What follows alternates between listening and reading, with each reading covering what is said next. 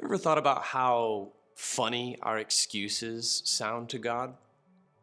Like, do you have a reason why you haven't gotten up? Do you have a reason, an explanation as to why you haven't been on mission, why you haven't shared your faith, why you haven't spoken up about the gospel, why you just prefer to remain there in your brokenness and sin-laden paralysis forever? Like, as you try explaining this to God, has it ever occurred to you what he might think of that?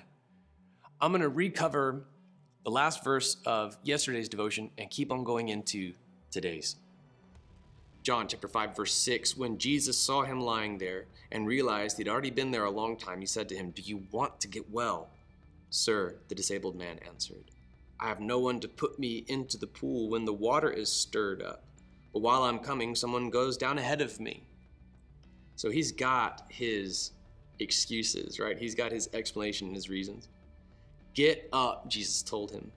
"Pick up your mat and walk."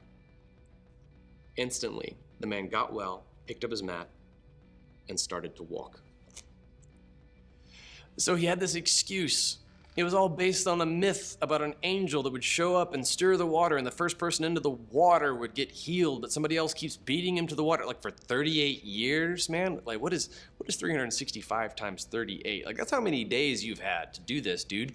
And you have this excuse. I think you just preferred your comfy mat by the pool.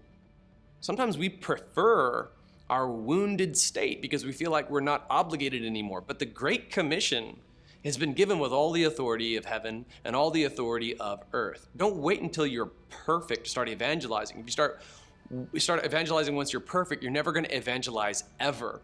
You and I, like these reformed sinners, these broken vessels, we are the catalysts through whom the Holy Spirit works. We've been given the Great Commission. We've been given our orders to go and make disciples of all nations. Jesus told this man, "Get up, pick up your mat and walk." Likewise, you and I have been told, exerkomai, go is the Greek word. It's where the word exit comes from. Exerkomai, meaning like you're not going to be here anymore, you're going to go there. You're going to exit, exerkomai, go and make disciples all nations, baptizing them in the name of the Father, Son, and Holy Spirit, teaching them to obey everything I've commanded. And lo, I'm with you always, even to the very end of the age. Let's leave behind our comfort zones. Let's get up. Let's pick up our mats. Let's walk at once. Remember the urgency of our mission.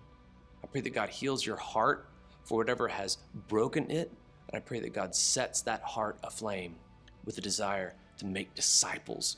What could possibly be more important in this life than reaching as many people for Jesus as you possibly can before you die?